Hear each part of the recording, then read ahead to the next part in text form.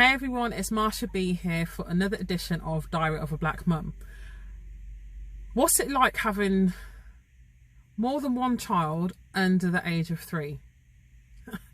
I've been there, I've done that. I've got the t-shirt, I'm able to actually share my experience, because I know there's going to be some mums out there that are probably going through it now and they're thinking, oh my gosh, how do we do it? How do you do it? What tips and tricks do you have, Marsh? My twins turned 18 last week. At the end of the week, Thursday, the 28th of September, they turned 18. And I'm looking through the photos and I'm like, oh my gosh, did I really just go through 18 years of my life, their life, together?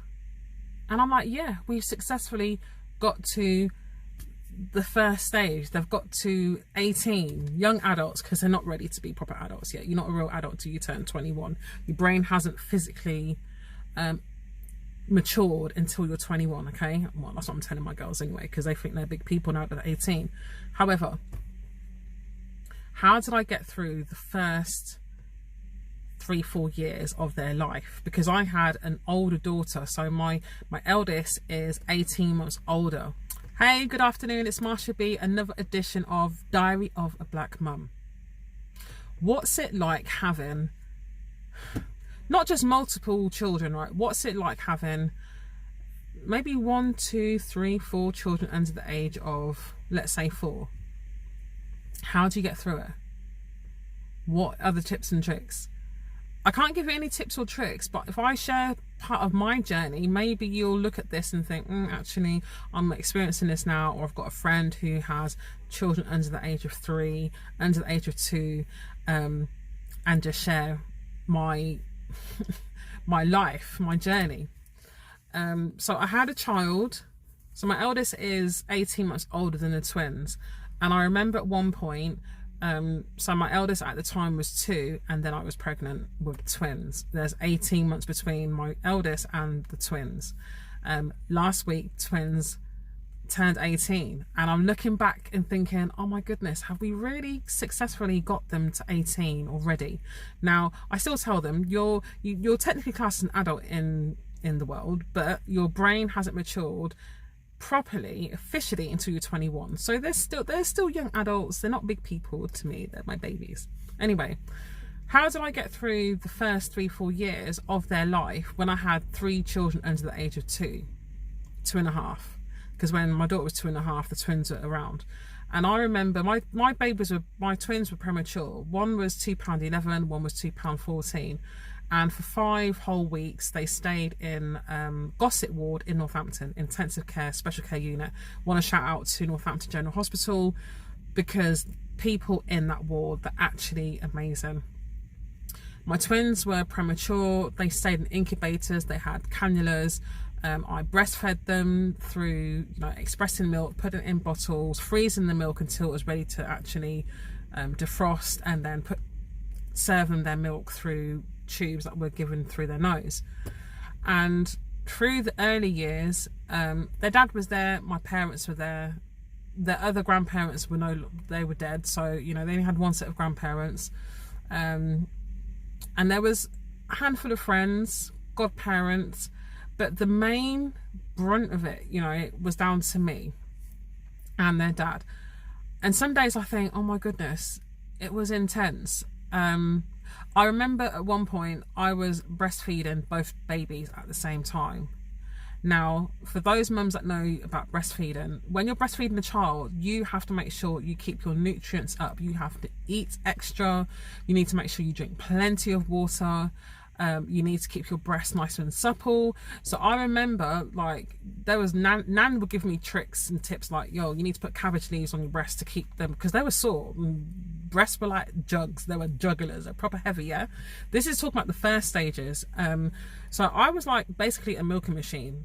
They were in hospital for 5 weeks. I was sitting there in the intensive care unit. Machine was plugged in, expressing milk like I was a cow, literally just bottles after bottles. There came a point where the nurses were like, hold on, you've produced far too much milk, we don't even know where to store these bottles. And I'm like, listen, I want my babies to come out of hospital, so you need to just make sure you find a freezer so that I can store this milk. And it was a blessing that 5 weeks after they were born and me saying a few prayers, the doctor said, you know, they can go home, it's a miracle, even though they still weighed 4 pounds each. They were still tiny. Granddad called them little pigeons, and they came home. Now, I had to make sure I kept my health up. I didn't really get much sleep. They were being fed every 2-3 hours. Can you imagine? You're feeding 2 babies, you know, every 2-3 hours, and it was a lot. And I remember reaching out. I think the health visitor, you know, they monitor you a lot more when you've got so many children.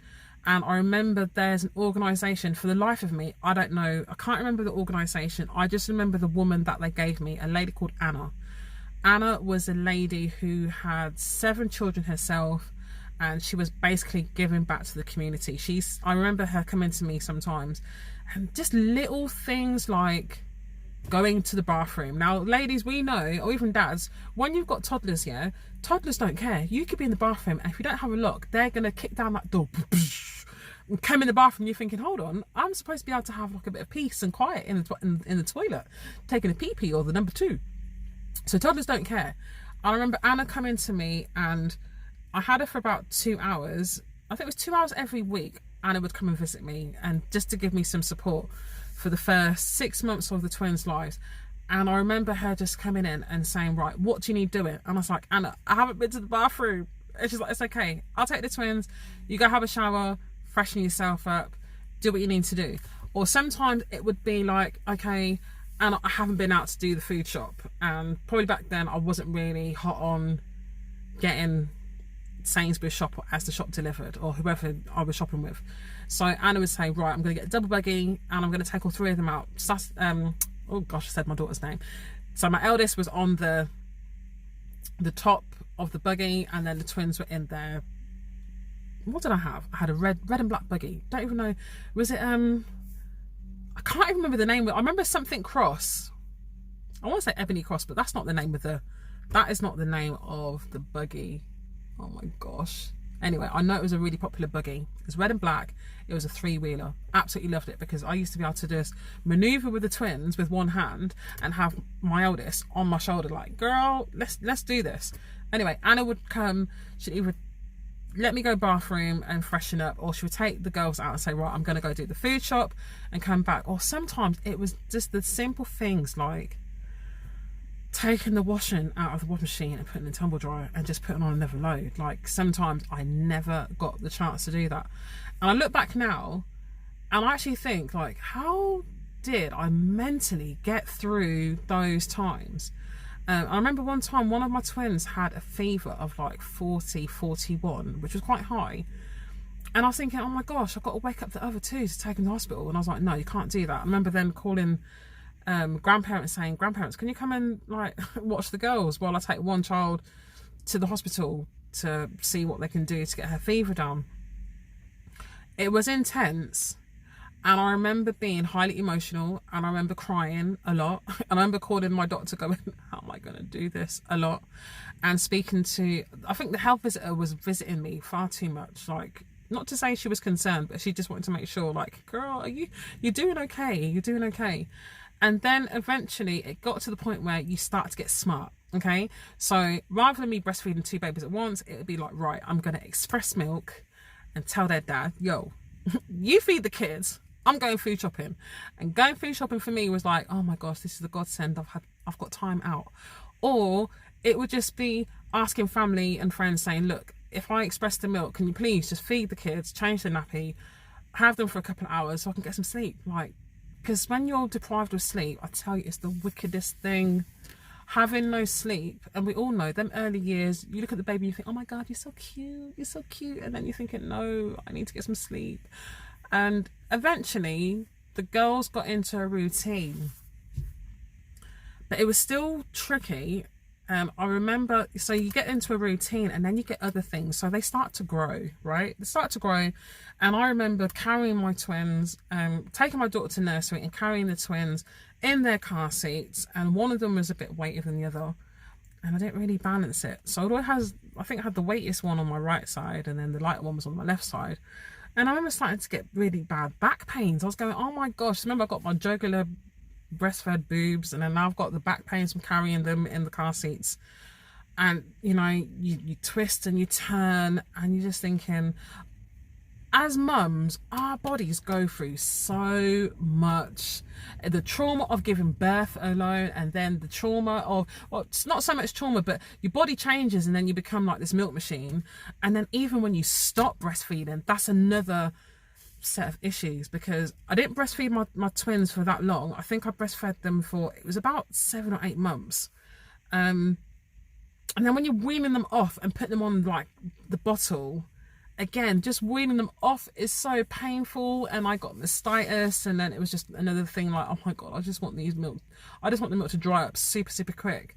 And you're having to express, but then if you express too much, then your body thinks, oh, she's producing more milk again, and you're going back in this cycle like, oh, the body's saying like, are you feeding the babies back on the breast again? And you're like, no, I'm not, I just want to get them off, but I need to express just to ease the milk ducts like getting hard, and you know what I mean, you want your breast to get back to being nice and soft and supple. Anyway, there's loads of different things, and I remember even like having 2 baby bouncers and having one of the girls in the bouncer while I'm feeding them, bouncing with one left foot while I'm feeding the next one, and you just get into a routine. Now, I've never had like triplets, but I felt like I had triplets because my eldest, remember, was 2 years old and the twins were here, and the 2-year-old still needed mum, still needed, you know, and bless her, there came a point where I would say to my eldest, baby girl, come and feed one of your sisters in the baby bouncer while I'm like changing your other sister's nappy.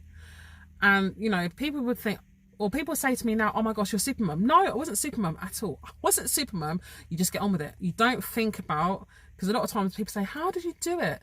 You know what? I didn't think about what I was doing. I just got on with it, because if I thought about it too long and said, hold on, I've got 3 children under the age of 3. I think I would have lost the plot. I think I would have been like, can someone just take me and let me sleep for like the next 3 years, and someone take the kids? And that's what we don't do as parents. You can't just give when you're tired, you don't just give your kids away. You get on with it. So it's good for me to look back now that they've got to 18, and I think, oh my gosh, there's so much that I've learned. Okay, so I was sitting here talking away in my video, not recognizing that someone had called my phone and my video switched off. So to recap, having multiple children, it's not easy. Don't overanalyze, don't overthink things, just go with the flow. When your body's tired, right, just go and sleep. Leave the house and make it be messy. I know for me, my children laugh at me going, oh my gosh, mum, I think you've got OCD. You're always cleaning, mum. We just picked up a cup and you're wiping where the cup marks were, and then you put the cup back down, and then you went pick up the cup again, and like, okay, that's a bit obsessive, yeah? But when you've got multiples, go with the timing of the children, and don't feel scared to ask for help. If you feel like you're going to reach breaking point, don't get to breaking point and then be screaming at these children. No, that's not fair on the babies. If you feel like getting to breaking point, reach out to your health visitor, to your doctors, to your friends, to your family, whoever is in your corner. Just say, girl, take these children for a drive. Let them go for a drive. You get your nails done, you get your hair done, you have a sleep, you sauna, massage, whatever tickles your fancy, just do it, yeah? Because once you get through the baby years, the toddler years, the children years, then they become teens, and then it's like, okay, then you've got another set of things to discuss. You've got boundaries to set. You've got, you know, teens that are becoming adults thinking that they know everything, and then you've got that's for a whole nother video. I'm just grateful that I've got, you know, my eldest, she's officially like, what, 19, soon to be 20. The twins turned 18 last Thursday, you know, praise the Lord. God is good all the time. We made it successfully. Thank you, thank you, thank you. But even though that they're 18, I keep telling them, your brain has not developed fully as an adult until you're 21. So please don't think you know everything in the world, because you don't. You still need your mum to hold your hand, to give you advice, to support and love and nurture you. And even when they are 21, we still are their mum. We're still their parents. They still cannot just think that they can fly the nest if they want, but I know these ones are not going anywhere because they just love home comforts. Yeah. But just looking back on, you know, how I used to do things, commuting with 3 children, commuting, dropping them off to nursery. You know, some of us do feel guilty when you're dropping your child off at nursery and they're only 4 months old. You do what you have to do. Don't watch someone else's story on how they do things as a parent. You know, no one is right or wrong. Only you know in your heart what you're doing. If it feels right, go with your gut feeling.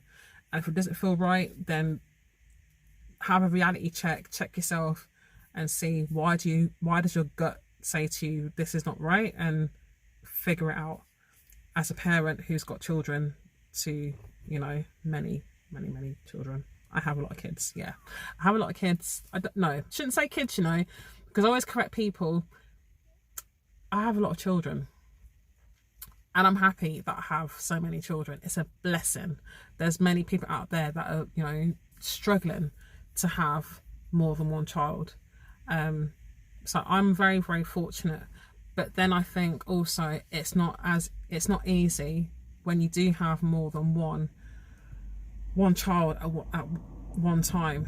It is very challenging, mentally, physically, emotionally. And then eventually you get through it and you look back and think, wow, did I achieve that? At the time I was going through it with my babies, you know, the struggles were having to breastfeed, having to make sure I'm producing enough milk. That was one stress. Then when they were home, it was like, okay, the next stress was I'm not getting enough sleep. I can't even get to the toilet because they're always crying. They always want food.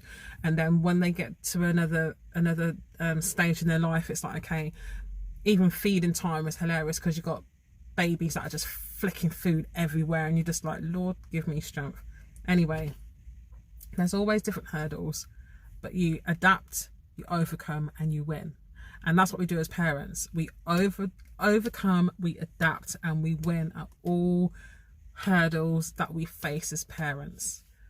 So I hope you enjoyed brief summary of how to deal with multiples. Reach out for help if you're struggling. Don't suffer in silence. There's always an organisation. There's always someone out there to help you. Please don't think you've had a baby and you've got to do it all on your own. You might have your partner there, but you still feel like, oh my gosh, I need to talk to someone about how I'm feeling, or whatever it is, physically and emotionally, you know. Just always ask for help. That's all I can say, because I know that I didn't ask for help at the beginning and I realised I needed help. Anyway, this is a Diary of a Black Mum, Marsha B. Please continue to like, comment, share, subscribe, put your notifications on, share to someone who might have just had a baby and say, yo, Marsha B had 3 babies under the age of 3, you know, and she's got them to 19 and 18 successfully. So take a leaf out of my book. Always ask for help. Do not suffer in silence. And you got this, man. Mums and dads, you got this, okay? See you again soon, and have a blessed weekend.